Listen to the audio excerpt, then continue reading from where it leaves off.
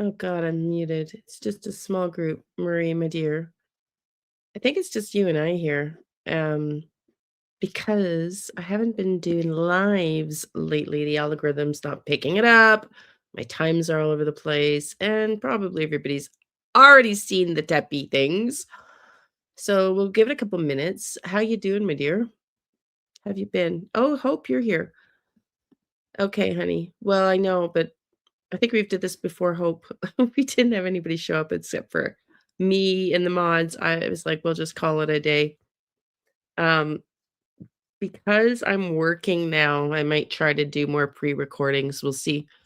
The algorithm hasn't been picking those up either. Um, but I think we'll just end this because the last one I did, Jack and Lily, really didn't get any views either yesterday.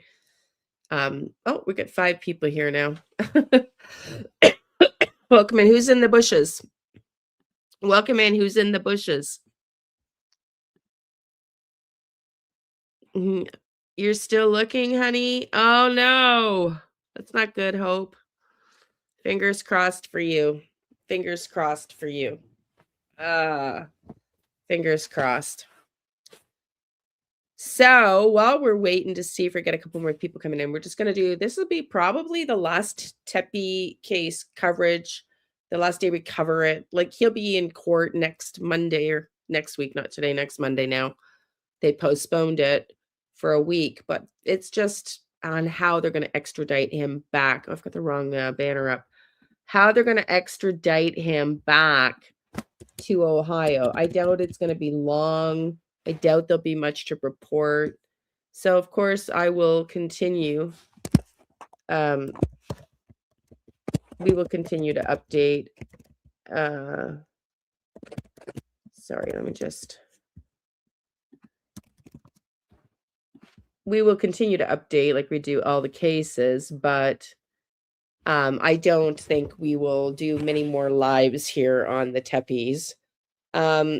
Sorry, I'm just cold. I'm not in my pajamas. I'm just cold. So my house coat on.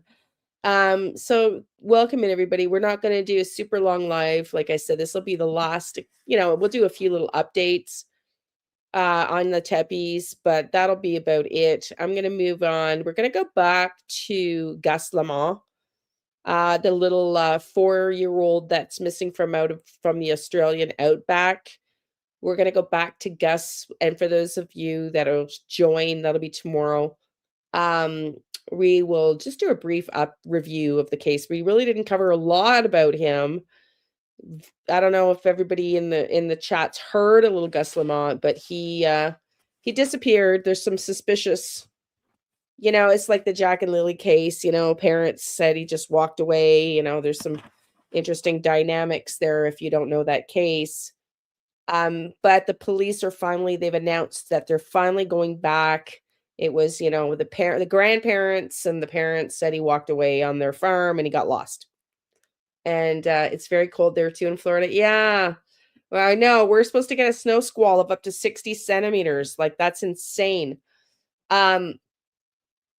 Anyways, the police, I think, are finally going back and not necessarily taking the parents or the grandparents. The mom and the grandparents lived with him. He lived with them. They're going back to reopen a different theory, I guess, is the long and the short of it, because there's a lot of things that have come up about the family and whether this kid's liveliness, whether he was going to affect the family farm estate, and there's all kinds of stories. So we're going to go into that. And if you've got a case that you want to cover, say so now. And then we're going to get right into this. Now I'm going to pull up. I've got the affidavit and everything here on McKee, right? He was arraigned, or not the arraignment charges, rather. He was arraigned, for those of you that don't know, Friday, a jury arraigned Michael McKee on 5 charges of, and they changed and upgraded it to aggravated murder. they found and discovered that there was a silencer used. We've talked about this in this case, why the dogs didn't bark, why the neighbors didn't bark, and there was a silencer discovered. So they've upgraded the counts. I can pull those up, but I think we'll just see. You're lost in what, honey? There's so it's so sad to think about these kids, you know? So there's so much information that's come out now in the last few days, but there's so much more that we won't learn about for quite some time. And that's obviously to keep the integrity of the trial together. So let's watch this together. Everybody. Yes, it is a big badass goodbye, everyone. Happy Friday. Welcome to a Banfield show, unlike any other we've ever done. Yes, I still have the ick, whatever everybody else has, the fluish thing. I'm getting over it. So I do sound a little crazy, but I'm feeling fine. This is our final show.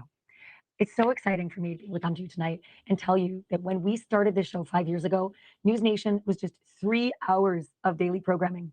And now it's 24 hours a day and America's fastest growing cable network.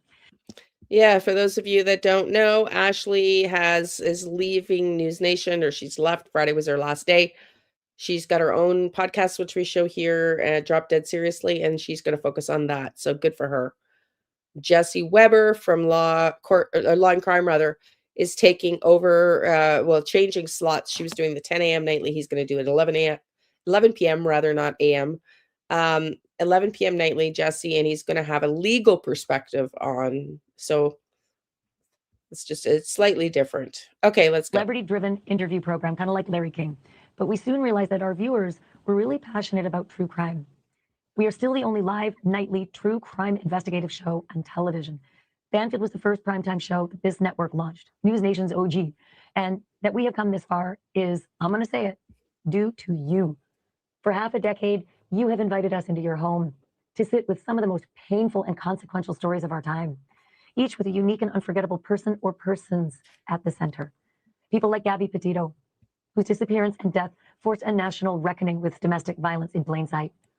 And the Idaho 4 murder case. Those murders stoked outrage far beyond their quiet small town campus. We held up Abby and Libby, whose murders haunted Delphi, Indiana for years before justice began to catch up. And we were there when justice caught up with Alex Murdaugh, a low-country titan brought down by his own greed.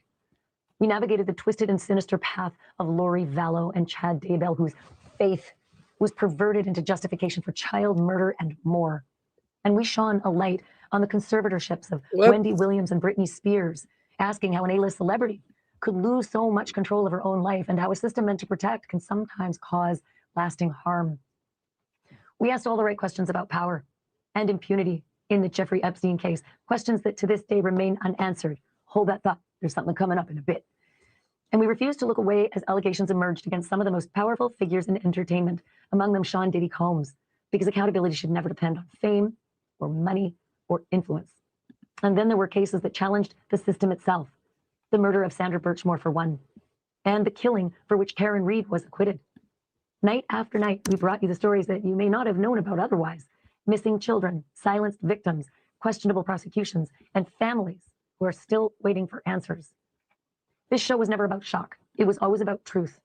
We asked questions and we challenged official narratives.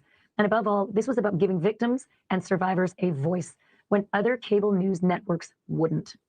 To all of you who tuned in night after night, who trusted us with these stories, who stood with survivors and demanded accountability, thank you. This has been a true honor to do this work with you. And we are not done yet. Thank you for watching. Subscribe below and download.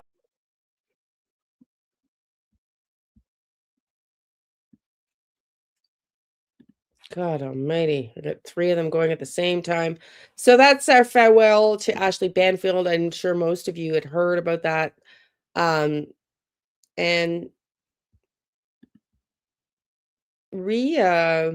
followed her a lot there, of course, on this channel and being in true crime. I'm an absolute fan. I just love her. So wish her all the best on Drop Dead Seriously. Go check her out there if you're not already a member or a subscriber, rather. This is the statement before we get to the affidavit and whatnot. This is Michael McKee's, I don't know if y'all have heard this, Michael McKee's ex-girlfriend put a statement out. This is her statement. She was a little weirded out when she learned that Michael McKee was her ex. Crazy story time. So last Sunday, I get a text message from an old coworker that linked this article about a Michael David McKee, and my heart dropped because that's one of my ex-boyfriends, which is pretty insane. I was floored. So just wanted to hop on and talk a little bit about the whole situation. So I dated him around the end of 2017 through a good chunk of 2018, I think. So what I remember of him is he was just like a nice guy. Like he was quiet, introverted, which there's nothing wrong with that. He was a general surgery resident at the time where I was doing my residency as well. And he was really nice. Like there was no issues with him. He was always kind and respectful with me. I've been over his house. It's pretty crazy that you never know someone. But long story short, he did tell me a little bit about his divorce at the time. So, and again, I want to preface this with this is his side of the story and what he spoke to me. This is not truth. This is obviously very biased. But what he told me was that one day he came home from residency and that Monique had vanished. Like she took everything. She left the house completely empty and also took their dog. He was just left very stunned because he didn't see this coming. And he was like completely devastated. So again, this is his side of the story, his thing. Not even sure if it's truth, but I do remember him saying that to me. He also, another thing that I remember is that he didn't really talk about his parents. He did tell me he was adopted by an older couple, and he just like they were good parents, but he just never talked about them. He never talked to them. I would call my mom like every day. We have a great relationship, but he was just much more reserved. He never really, when I asked him more, he just didn't really want to talk about it. So I kind of left it at that.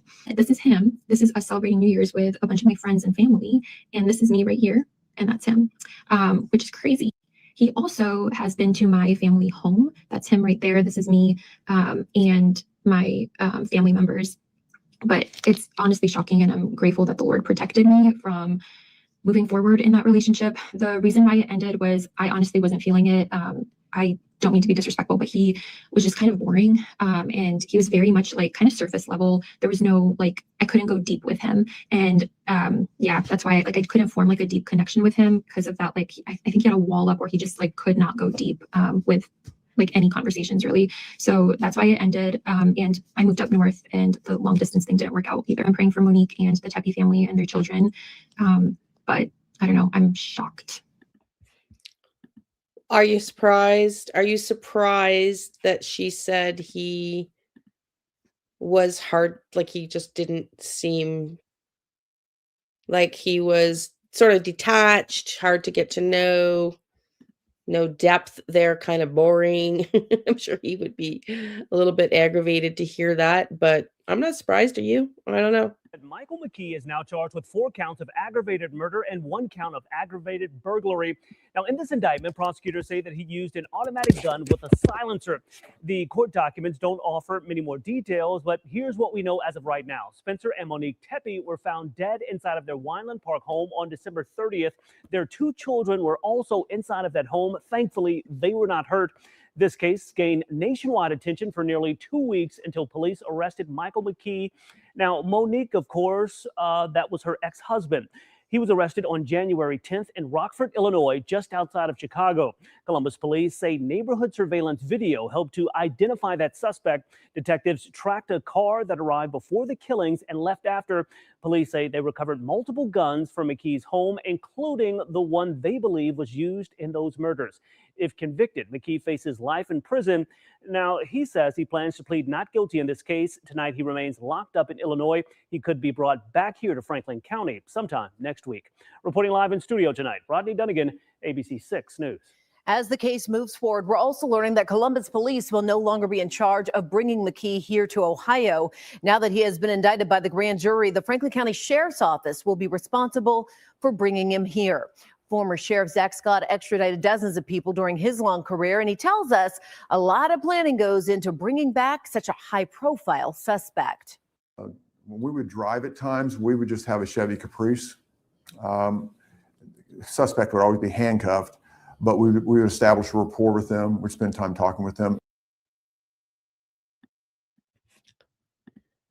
They did. I can't imagine how incredible that police department must feel. They did an amazing job. We were a little bit critical. A lot of people were getting to be a little bit critical because it not getting to be, but we're expressing some concern that it might be taking long to get some arrest. And here in 10 days, they got an indictment. I mean, they moved fast.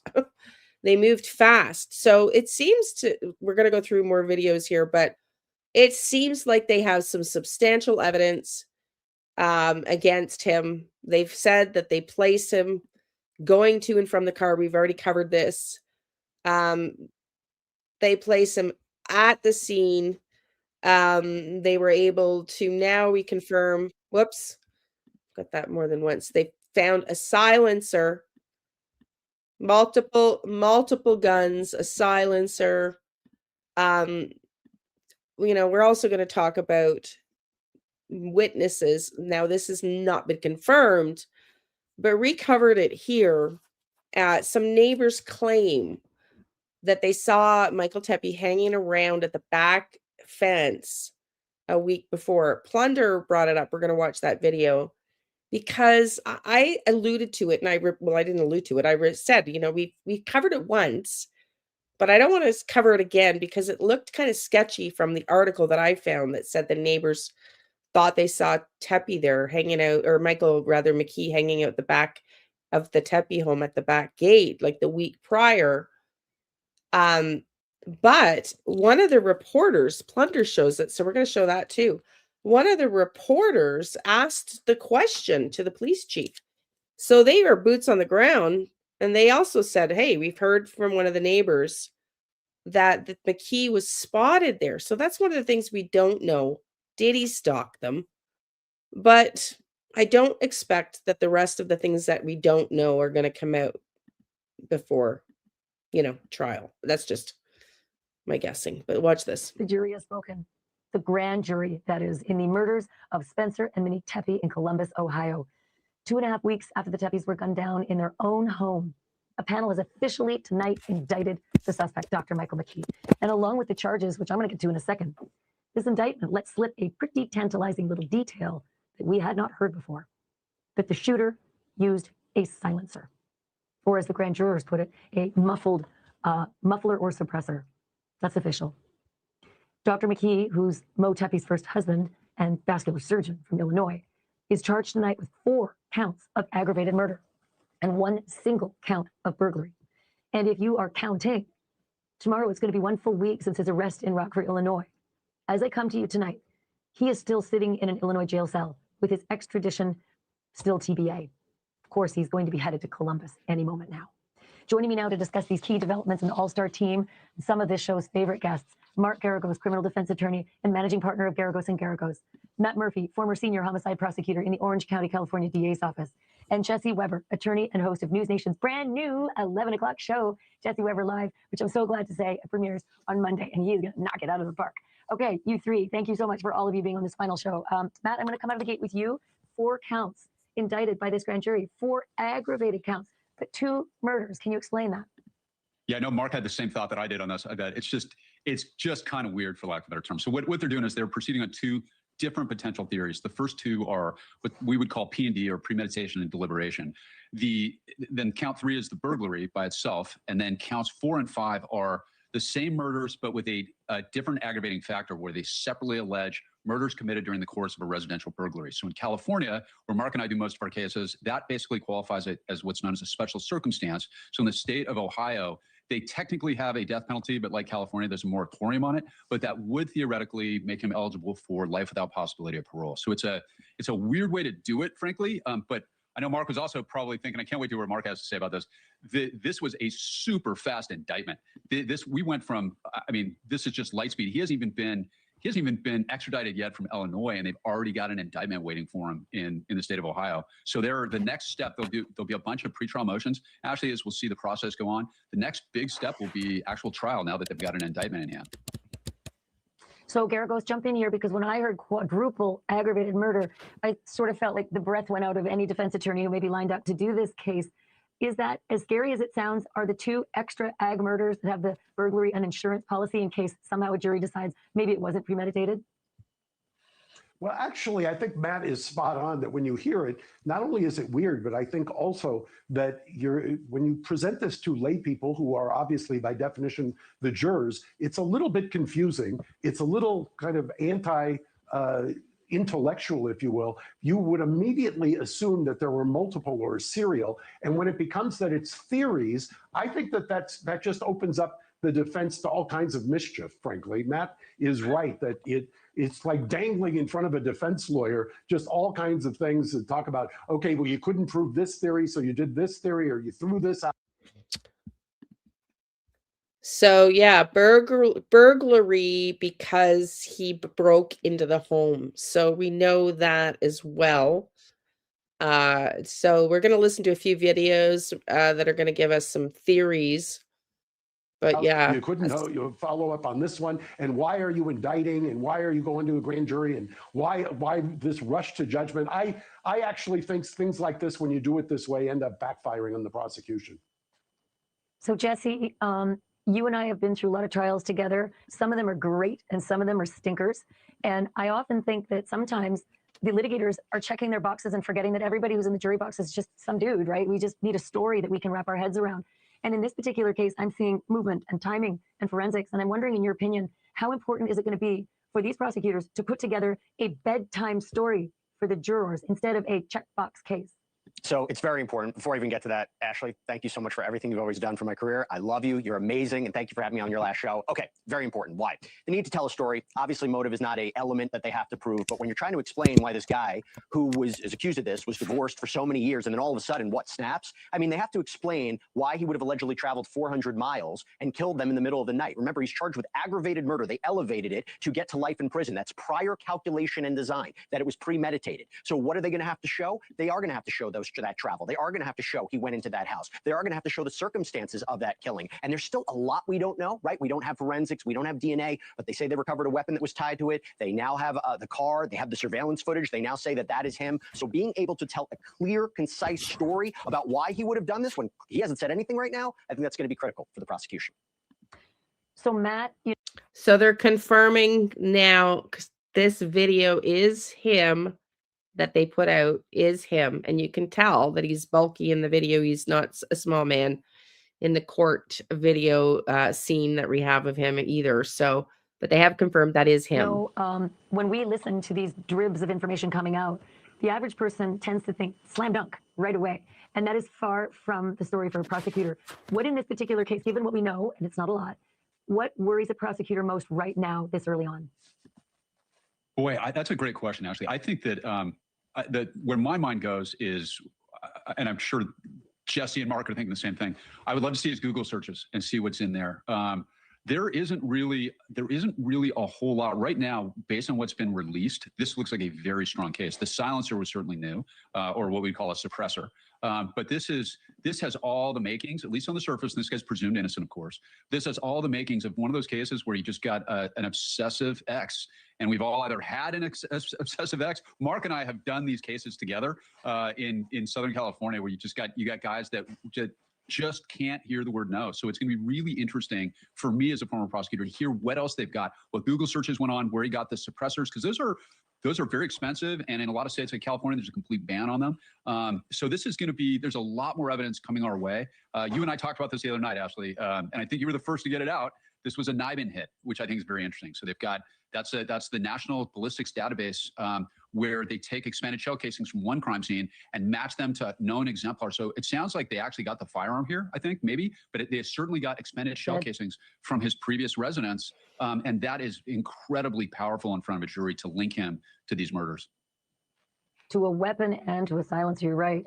So Mark, I mean, we're talking about a lot of the bad stuff that defense attorneys don't like to hear. We're talking about surveillance the police say they have, vehicle timelines the police say they have, a weapon and the silencer suppressor that they allegedly have at this point. Can you see any realistic openings right now for a defense attorney? Again, knowing what we know. Well, knowing what we know, actually, and I apologize for smiling when Matt was telling that story. I was thinking of one particular case that I'm sure he was referring to that we had against each other, if you want to talk about obsession. But putting that aside, yes, there are openings. I mean, the hit on the shell casings reminds me, I had another case, not similar, but an instrumentality found at the scene. I've actually had two in murder cases. One was a bottle with a fingerprint. Another was a mattress and a bed frame with a fingerprint. We were able to show in both cases, and won dismissals in both murder cases, that that was just from somebody else. And a good investigator in both cases, separate guys, actually found that out. So I'm not so sure that that's as compelling as it sounds, at least when you frame it the way the prosecutors do. You don't know who brought that casing to the scene. You don't know what the circumstances were of the exemplars and everything else. There's always a lot more to it. I mean, remember, the best day in a lot of these circumstantial evidence cases for the prosecutor is the day they announce it, which is one of the reasons they always want to get a gag order on the defense after that. I think the best day is when they have openings before the defense goes up and gives their opening. Jesse, speaking of the narrative, legally, it is very smart to exercise your right to remain silent, which this defendant did eventually when he was in cuffs. But then when it comes to the media, it makes you look so guilty. And there is a jury pool out there somewhere wanting to know anything more about this. I know what you're going to say, but I want to know why you're going to say it. He should never say another damn word. Why?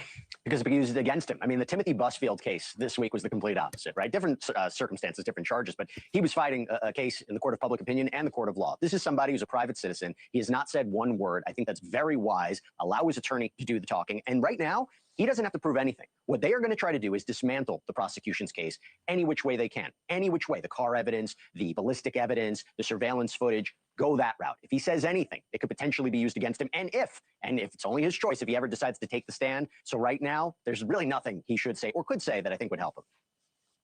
Jesse Weber, Mark Garagos, Matt Murphy, my final goodbye to you on News Nation. I can't thank you enough for being on this program tonight and for being.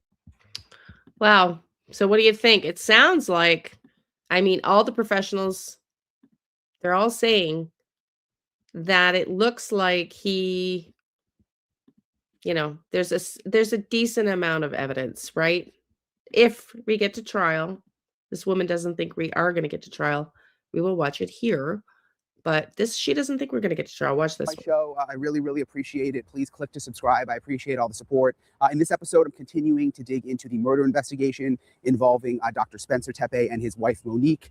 Monique's ex-husband has been charged with murdering Monique and Spencer, a man named Dr. Michael McKee.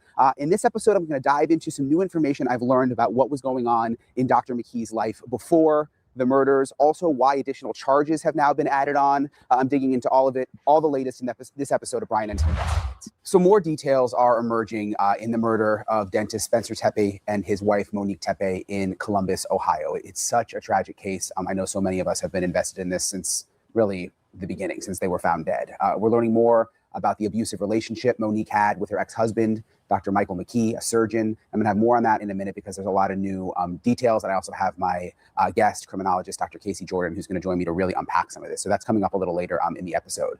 But Dr. McKee has officially been indicted now in the murders. There was a grand jury, and there is now a 5-count indictment, and it includes 4 counts of aggravated murder and 1 count of aggravated burglary. So these are no longer just charges from police. There has now been a grand jury, and the prosecutor is officially now in charge of the case. McKee will be extradited back to Ohio this week. He should be in court at the end of the week, so I'll keep you guys posted on that. According to the indictment, McKee used a gun equipped with a muffler or suppressor. That's the way they described it, a muffler or suppressor, when investigators say he went into the couple's home and shot both Monique and Spencer. And the police chief says that shell casings found at the scene connect back to a gun found at McKee's residence. Now, in terms of what was happening in McKee's life leading up to the murders, there were professional issues that have now come out. There was a lawsuit filed in 2024 in Nevada when he was working for a surgical group there, and it accuses a physician's assistant at the practice of inserting a catheter incorrectly, and almost 9 inches of the catheter, according to the lawsuit, was left inside the patient's body. So Dr. McKee was named in that lawsuit because he was responsible for training and supervising the physician's assistant, according to the lawsuit. And what's interesting is they apparently tried serving McKee 9 times. When I say serving, if you're sued, you get served with a lawsuit, they have to come and they have to serve you with the lawsuit in person. And they tried 9 times and could not find Dr. McKee. They went to his address. No one ever came to the door. They went to his old surgical practice in Las Vegas, and there was a doctor there that said that Dr. McKee just disappeared. So this is a little bit of insight into what may have been going on with Dr. McKee before the murders.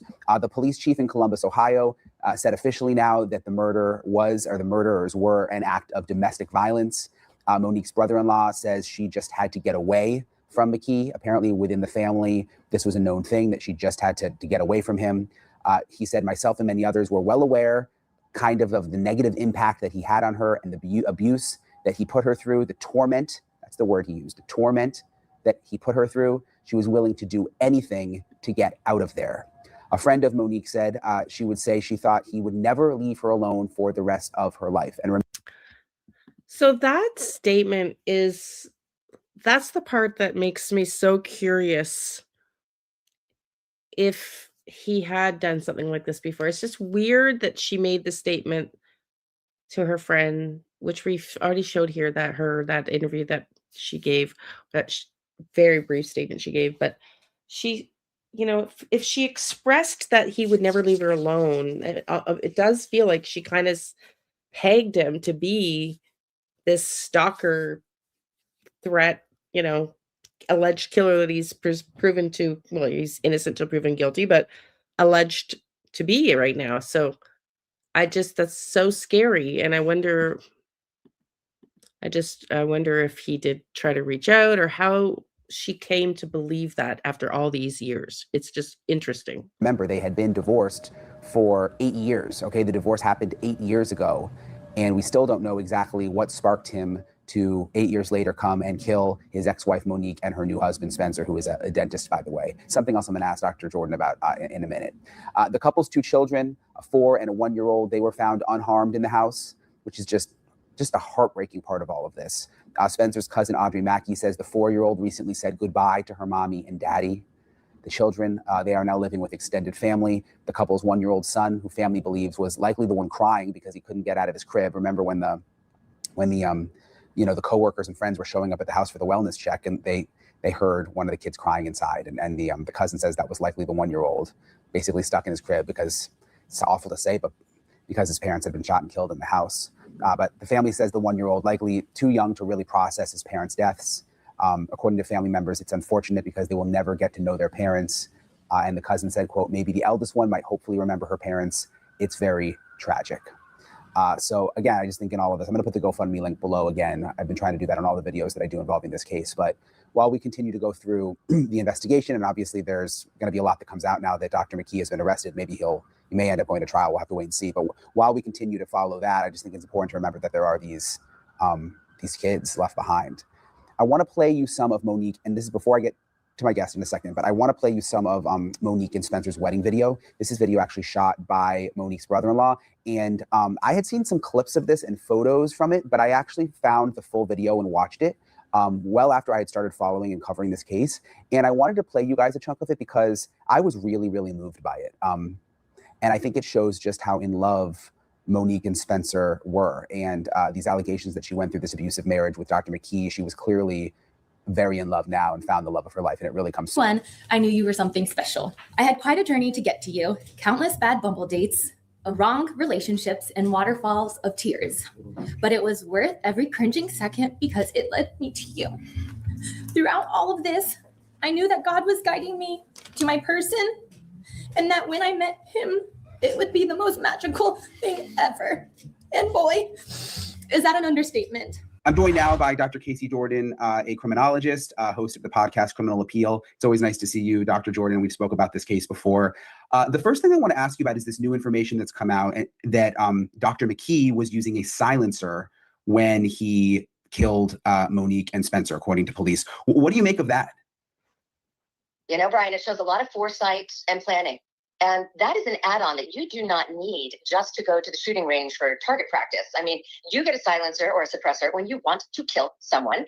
And also, if you want to fire multiple shots, which also increases your risk of being hurt, you want to kill someone and not be hurt, maybe by the children or the baby down the hall or the dog who might start barking or the neighbors who might hear shots. So, I mean, the fact that you go to the trouble to have a silencer on your gun, very, very damning evidence. And it also might suggest that he anticipated that with the first shot, the other person in the room might awake and attack him. And so the silencer might buy him extra time.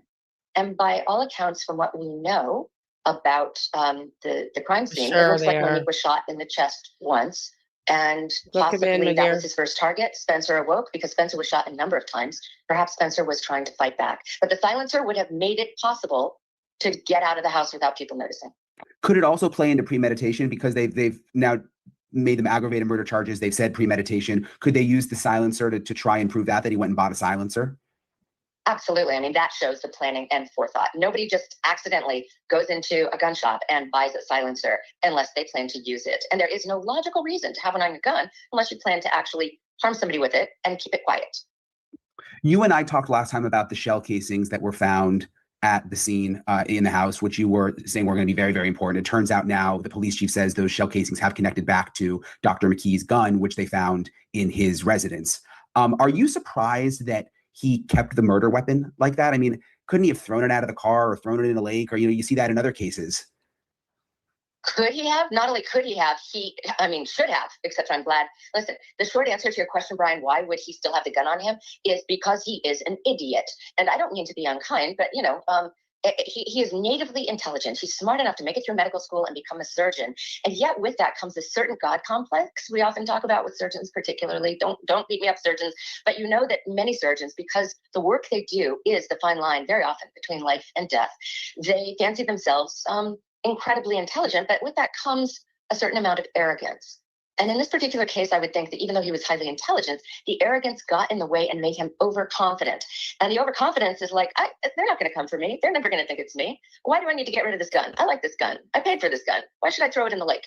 And, from the best laid plans, the most brilliant murder plans, you're going to make 10 mistakes at least. And keeping the gun was his most obvious one, and leaving DNA at the scene. When I saw him in court, my first impression was he just looked like emotionless, but also kind of like he didn't have much fight left in him, if that makes any sense. Is there any chance, do you think, that he just has given up at this point, didn't care to hide the murder weapon because I'm probably going to get caught anyway, and let's just see how this plays out? There had to be something, Brian, in his subconscious that made him very aware of the incredibly high risk of this crime that he perpetrated, because he's going to be an obvious suspect.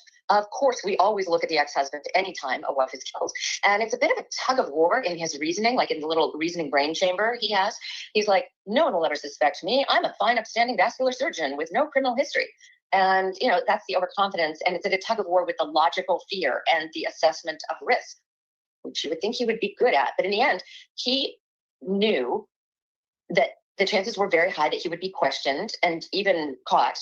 And in the end, the overconfidence in the tug of war won out. And this is probably fed by the fact that we've learned a bit more about him that shows he was on a downward spiral at work. He had malpractice suits where he was named.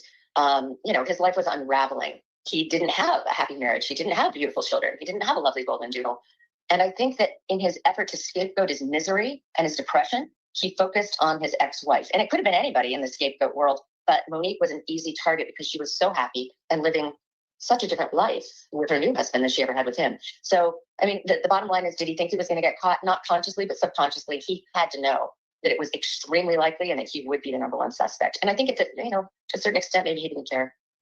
Do you think this came out of nowhere after 8 years, or do you think they had some kind of communication and saw each other? Because like you mentioned, we've learned more, and there are friends now of hers who have come forward and said that she still feared him. She still thought about him. We will probably find that out through a big, deep dive on their digital media. If he had made phone calls to her or texted her or emailed her, that will surface. It's too early in the game to know. But to the extent that she's watching his social media, which she probably does because she lives in fear of him, she wants to know where he is and what he's doing and if he's happy, what's going on at work, because she's afraid if he goes off the deep end, he might come for her, as her friends have confirmed. And the bottom line is he's watching her social media. And I know she can block him, but come on, there's 1,000 ways around that. They probably still had mutual friends in common, and you could check in with a friend who would show her, her Instagram and her beautiful, happy family and all that sort of thing. I'm sure he kept constant tabs on her and very likely even physically stalked her around the house or cased that house. This was planned. He didn't just jump in the car that night and decide to do it. He got the gun. He got the silencer. He drove down. There was a lot of forethought in this. So, the bottom line is, we don't know if they communicated directly, but I can guarantee you she was never out of his mind. And so he was communicating with her in his mind and sowing the seeds of bitterness and resentment over her happiness. When you say he may have stalked the house, how can they figure out if he did that, the investigators? Will they be able to, I guess it's like I'm thinking about how to go through tolls or cameras or. All of that, plus the surveillance cameras that are on the streets in that area, one of which picked up a figure in a back alley near the house, a block or two away, which by all accounts we think was probably him. It's not yet confirmed. But they will go through thousands of hours of video footage looking for any sign of his car or his person and presence to determine whether or not he had really come around and sat. One of the questions that people still ask is, how did he know the code, assuming he got in that way? To their digital keypad. And there's ways you can do that. I mean, with a telephoto lens, you can just watch somebody walk in the front door and parked across the street and see what numbers they push. I mean, from my 2 cents, I suspect that Now, isn't that interesting that she says that, because we covered that here when another creator showed that there was an Airbnb 2, 3 houses, 5 houses down, like they were the second house in, across the street diagonally.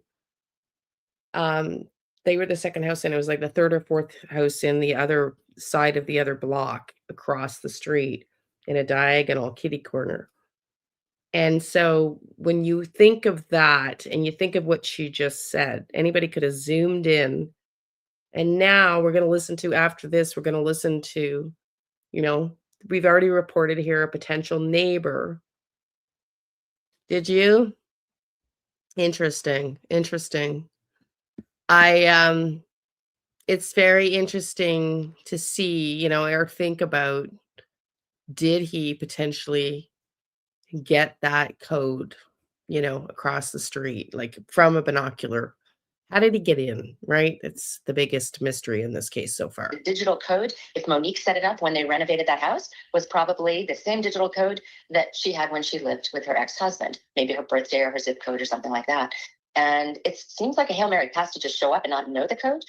But this is something that is still nagging on all of us. How did he get into that house?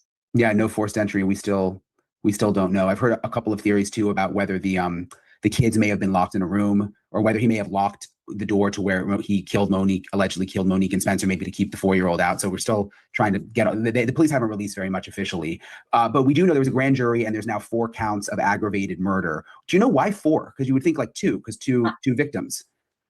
Okay, 2 murders, but 2 different, what we call the corpus delicti, which means the combination of criminal intent, criminal act, and concurrence. Now, just follow me here. He broke into this house or entered this house with the intent to commit a felony. Okay, that's the burglary. Doesn't have to be a larceny. The felony could be the murder. Now, they're expected, the defense attorney might say, he came over to talk to Monique. He didn't plan to kill her, or he came in and he was going to steal stuff, but he wasn't going to kill anybody. And then somebody surprised him and he shot them. But he didn't plan to kill anybody. That was just ancillary to the burglary. There was no forethought. So that's one set of charges. And in a nutshell, Brian, they are trying to, it's a preemptive strike, a fail-safe, in case the most logical explanation, which is that he planned it, there was criminal intent, there was calculation and design, I think is the way that they phrase it in that particular jurisdiction. In case the jury doesn't believe that he calculated it and designed it, the intent to murder, they've got the burglary as a backup, because murdering in the commission of a burglary is a whole different set of murder charges. In other words, they could be found guilty of one set of those murder charges or even both. How do they know, Marie, you said that earlier, how do they know there was a burglary?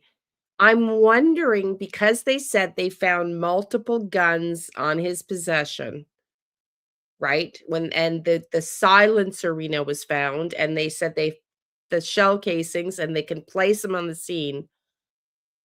How do they know, though? I just lost my train of thought. Oh my God. But she was just saying, God almighty, Leanne. He calculated it and designed it, the intent to murder. They've got the burglary as a backup, because murdering in the commission of a burglary. That's it. That's what I was trying to say. My God. How did they know? I was just getting an email from my new boss. So sorry, a little distracted. How do they know there was a burglary? Did he take, how 6 sadistic people, they say, that some of them take, trophies, if you will, of their, did he take something from the property? Like, why the burglary? Marie Curie, you said that earlier, my dear.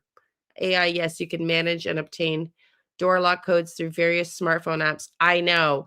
I was thinking about that. This company, because Some YouTuber went out and said she was canvassing. I don't want to mention her name, but she found the brand, and we watched it here. We showed it. Part of it, I think. Maybe I decided not to.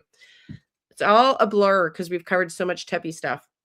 And she named the brand that a couple of people also repeated on their channels of the security system they had. And I was like, oh man, that's not going to bode well for this company if and when the company name comes out. And that if that's how he got in, is he broke the code through some smartphone app. That's not going to bode well for them at all.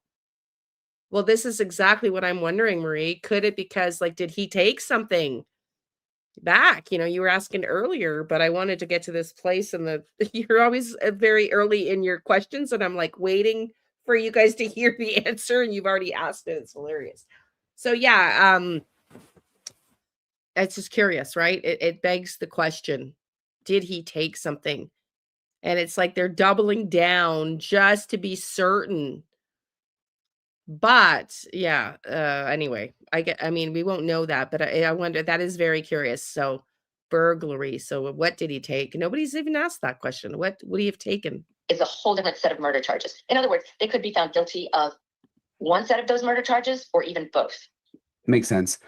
You mentioned some of his professional issues. There's now this lawsuit that's come out of Nevada that he's involved in. Apparently, he was supervising a physician's assistant who left a pretty large catheter in someone. And the lawyer has come forward that was trying to sue Dr. McKee and said that he was having such a hard time finding him, that he tried serving him 9 times, that they went to his old place that he worked in Nevada, and they said that he just packed up and disappeared. And this was all before, you know, in the years before the murders. Do you think that could have anything to do anything? I mean, is that important to the investigation? Well, to me, it just supports the idea that this doctor's life was unraveling. And I'm sorry, toughen up, Buttercup. When you're a doctor, you're going to get sued. It's why you have malpractice insurance. But this is... It's true. Like, he did not have great coping skills. I mean, you know, I'm not in real estate anymore, but I was for 25 years and I had insurance. Every realtor knows that you can get sued. I never got sued, but sometimes some realtors do get sued. The bird is beyond sick. That's premeditating right now, right? Wow, exactly. Well, that's right. And the silencer proves, like she said earlier, DEA, the silencer proves you can't just say, oh, I went to burglarize them and the theft part went wrong. Like, why would you pick your ex-wife's house and bring a silencer? Like, clearly, clearly. There's premeditation, and he drove 6 hours. And now we're about to hear, I think you might have already just said it. I said, the bird is beyond sick. That is permeating me right now. Oh, I see what you're saying. I read that wrong. I read it wrong. Now I'm looking at Marie's comment, and I'm like, yeah, that's kind of interesting. Do you think? Oh, God.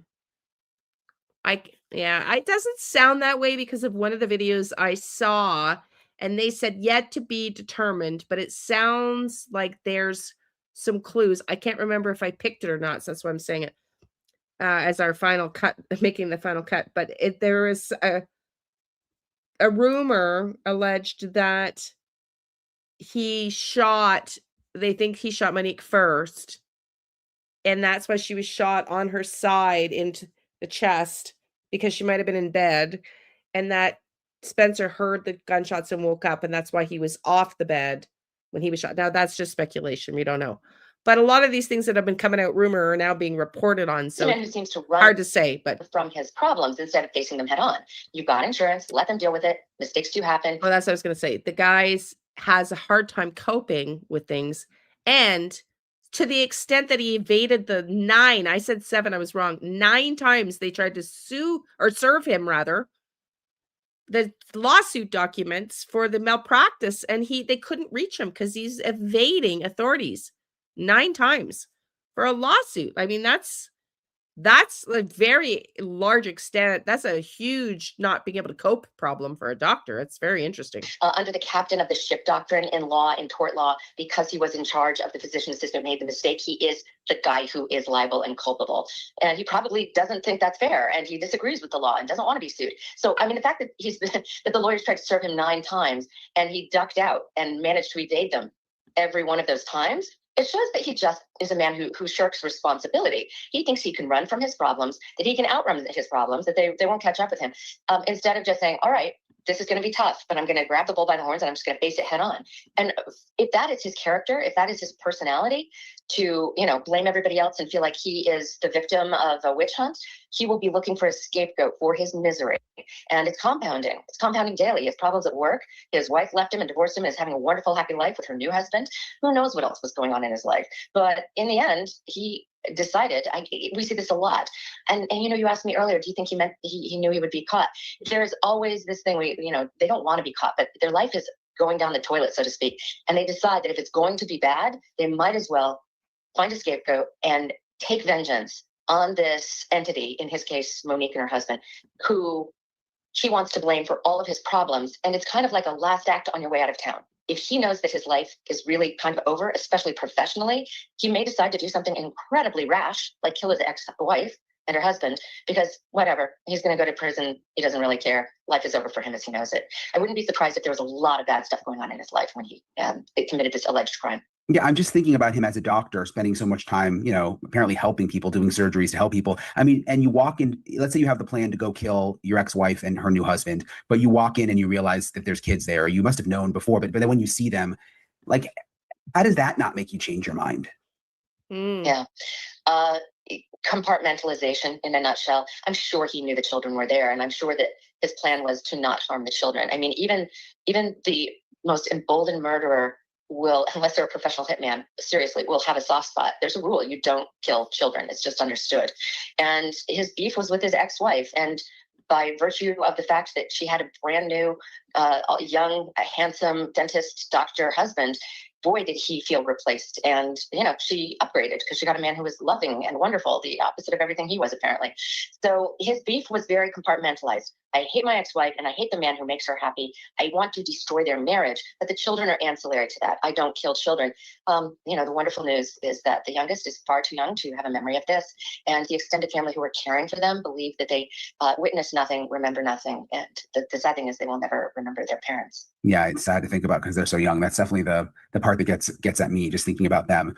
What do you think, just based on what we know so far, he'll do moving forward? I mean, is he going to drag this out? Is he going to fight these charges? You know, they always start that way. And, you know, we have a saying in criminology, especially if you do criminal defense work like I do, and I've done murder trials, you know, Brian, there is no atheist in a foxhole, which means they always are strong until the last minute. And then they are like, yeah, I can't do this. This isn't worth it. This is finally the overconfidence will disintegrate. And the rule of logic will take over, and it will basically, like, you're going down. Do you really want the spectacle of a trial and a media circus following this case forever? Do you really want the world to know all the details and hate you forever? Or do you just want to go quietly into the darkness? Koberger, you know, he stayed until the very end after they lost all their motions. He was like, all right, I think I'll take a plea deal now. And I think you'll see exactly the same kind of thing happen with Monique's ex-husband. I think that he's going to toe the line until the very edge. And then when he realizes that the evidence is overwhelming, he's going to take a plea. Well, and like with Koberger, it's hard at this point to imagine like what a defense would be. I mean, if they've connected him to the gun, they probably have DNA now. You know what I mean? It's hard to imagine what his defense could be. He can't get rid of the gun with a silencer. Okay, the DNA puts him there, but he could come up with all kinds of ridiculous scenarios of why he was there. She called him there, you know, they came to have a discussion, whatever. I mean, like we just saw in the Walsh case in Boston. I mean, people come up with crazy scenarios all the time that try to give them an exit plan. He could come up with a scenario of why he was there, but not why he was there with a gun that was armed with a silencer. There is not a logical juror who will go, you went there to chat with her and ended up killing her by accident? Come on. So I don't know what his plan is. He can try for mistaken identity. But DNA is the nail in the coffin there. So between the gun and the DNA, I don't see how he's going to beat this rap. And the overconfident guy, you know, in the tug of war is going, I'm going to take it to the very edge. And he will. But I think at some point logic will step in and you will see a plea deal. What kind of a profile do you see with him in terms of personality? Like, is he just such an egomaniac that he thought he could get away with this? Well, as I've been describing him as overly confident. So we could call him egomaniac, megalomaniac. Yes, narcissistic. Trust me, having dealt with narcissists more than once, think their own, you know, what doesn't stink and they can pull one over. And that's probably what he thought, that he was too smart and too bright to get caught and he could outsmart them. Maniac. I mean, I have not seen or heard a word from this person in person, so we don't diagnose. But I mean, clearly there's a lot of antisocial personality traits going on here.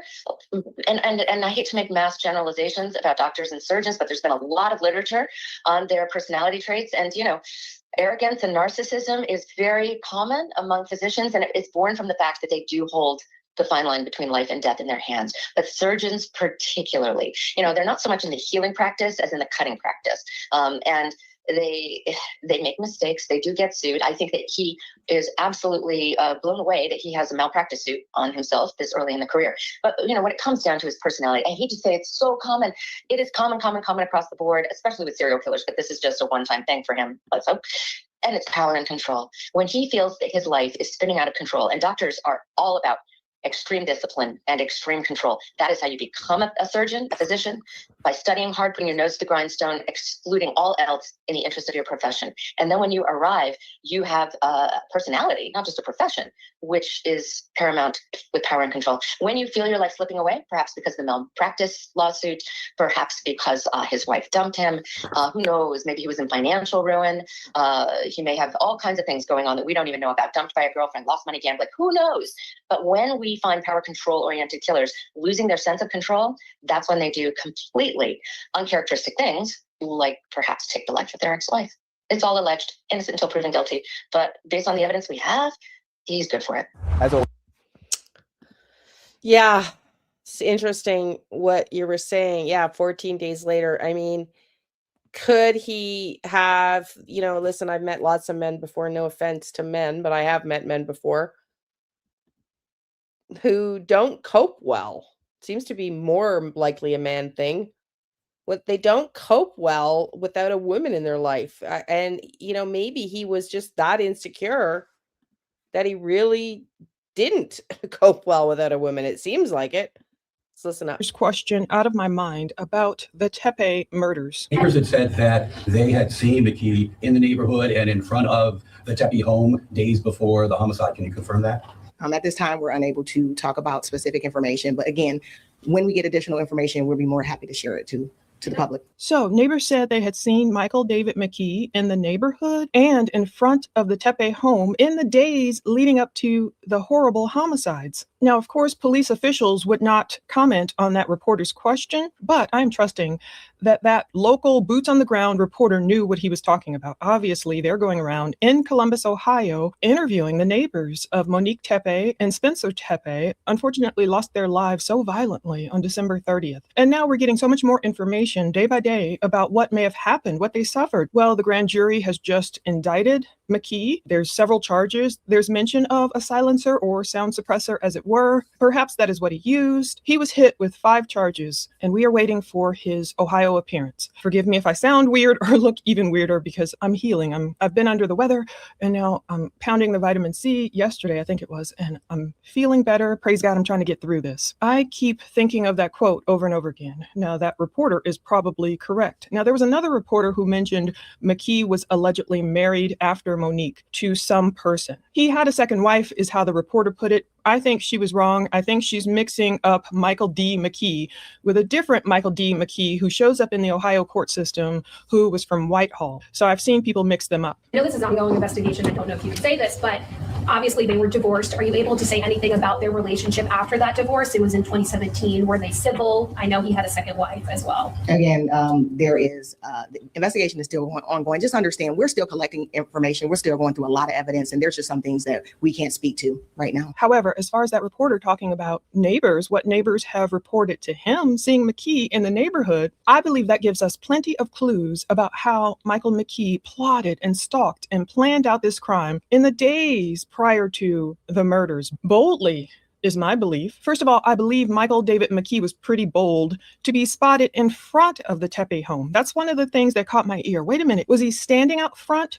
Was he in a car? So he was not just seen allegedly around the neighborhood. Maybe he was in the alleyways, but he was also seen in front of their house. So was he just standing there just boldly or in a car long enough for neighbors to recognize, maybe that guy looks out of place, or later realize, oh, this is the same guy we saw in that surveillance video in the alleyway. And eventually, oh, the guy who showed up in court after his arrest for the murders. Wow, that looks like the same guy. Now, if you're a homebody like me with amazing powers of observation, like Pink Floyd sang, you know it when someone unfamiliar is kind of lurking around your neighborhood, and even perhaps a busy neighborhood like 4th Street. It's pretty busy there in Columbus, where Monique and Spencer lived, near OSU campus. Even though it's a busy neighborhood, neighbors apparently noticed, wait a minute, that guy was hanging around. For example, if I think it has been confirmed that he did have a second failed relationship. I don't know exactly the timing of it, but I think that has been confirmed. I'm not 100% certain, but I'm pretty sure it has. If you're home all the time, you notice, oh, there's the mailman showing up around whatever time he shows up. Oh, there's so-and-so neighbor walking their dog. You sort of see the same people day in and day out. But some tall guys you've never really seen before, they might catch your eye. So that's why I believe this report that the neighbors are saying, wait a minute, we saw that dude. My big question is, did Monique see McKee watching her house at all? Did she see him in front of the house before the murders? I am specifically wondering if Monique saw her ex-husband, Michael McKee, hanging around in front of their house at all, because she was likely home more during that time. Even though it was the holidays, obviously, Spencer, her husband, the dentist, was still going to work. That's why when he didn't show up on December 30th, there were those flurry of calls from his coworkers saying, hey, he's not here. Now, whether or not Monique and Spencer noticed McKee hanging around, it seems as though they didn't tell police or make a report if they did witness him. Maybe it's something, if they saw him at all, it's something they thought they could handle. And what I gather from any tidbits of information we got from that recent press conference, there were no reports received from that 4th Avenue home regarding McKee prior to the murders. That's the way I understood the questions being answered, rare questions being answered, though they were. We got a few tidbits, and I would understand it, believe me, if Monique or Spencer didn't make a report. Sometimes with a stalker, you don't want to rile them up by, oh, let me call the police on you, or let me get a restraining order against you. Unfortunately, I don't know. I disagree with this one point. I love Plunder. She does an amazing job. But I think if she was that afraid of him to the point where she still talked about it, she would get a restraining order if she thought he was that dangerous. I don't think she'd be worried. I don't get that vibe about offending him or worrying about him. I think it would, I don't know. I don't get that vibe. I'm not saying whether you should or shouldn't. What I'm saying is sometimes that can rile people up even more. Second of all, the thing that sticks in my mind about that reporter's question is he's saying neighbors saw McKee not only in front of the house or around the neighborhood, he says days before the homicides. So that grabbed my attention. He said, okay, days? Was McKee really in town and in that neighborhood?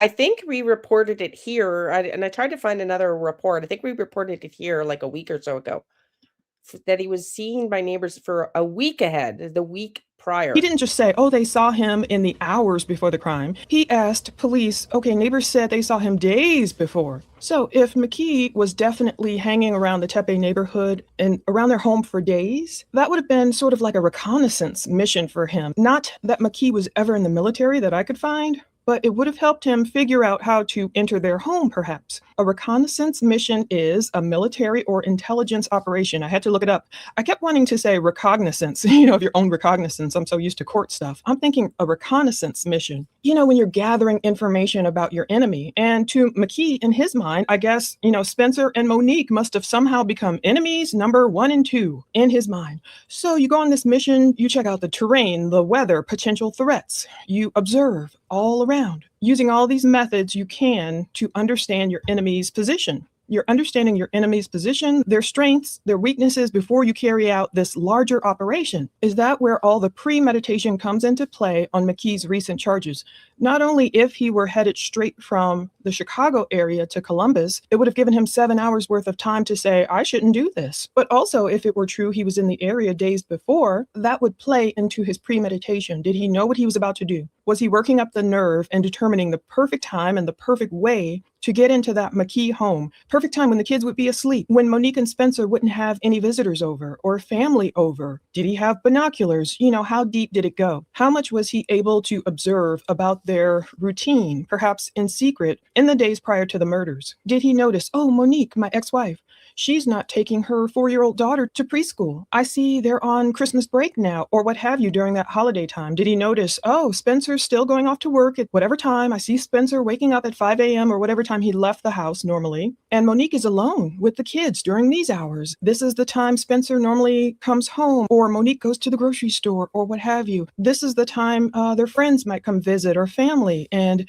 now everyone's gone. And was he there in the still of the night, previous nights, deciding, oh, the 3 a.m. to 4 a.m. witching hour, oh, that's the perfect time for me to strike my victims. Not many people are on the streets, or not many people are in that alleyway, or let me see which cameras are where. And if I walk here and park my car here and walk that way, I can get into the home. So how did he bypass their Simply Safe digital security system? That's what allegedly they had, a Simply Safe. I'm not sure on that. I'm just going by what I'm Googling. Recent reports into the deaths of Dr. Spencer Tepe and Monique Tepe. They're claiming this couple had a Simply Safe security system involved.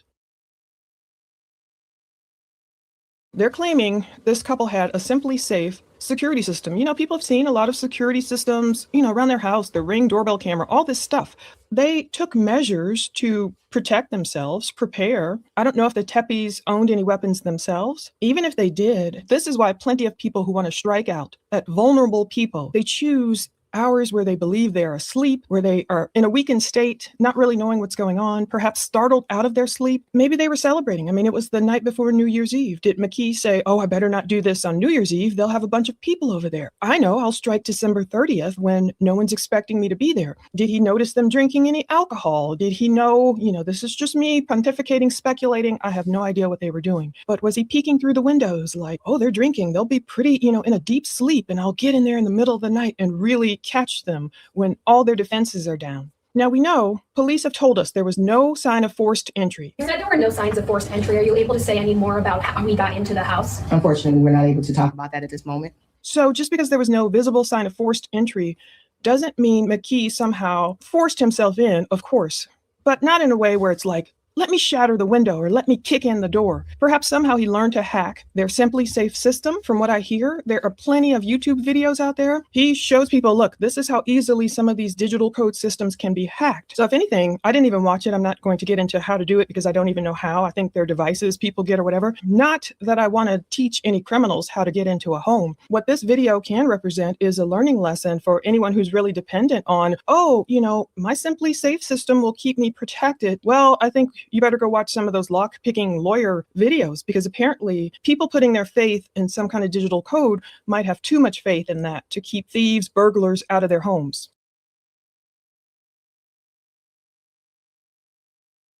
We're going to end it here. We're going to call it a wrap, just a quick feed. Like I said, I wanted to just do the last of the Tepe stuff. We will do updates, but they'll probably be included as we cover other cases, because for quite a while, I doubt we're going to get more than he appeared in court. He's now in Ohio. He's, his arraignment is, 2 weeks from now, a week from now, or whatever. And then he'll plead, which he's already done. I don't know I guess they won't do that again. Not guilty. I doubt we're going to hear much for quite a while, just little dribbles here and there. So we'll cover those. But other than that, we'll see you all tomorrow. Thank you for being here. Thank you to the mods. Got to get my car worked on tomorrow morning. So here as soon as that's done. Thanks, everybody, again. Love and light. Have a good night. Cheers.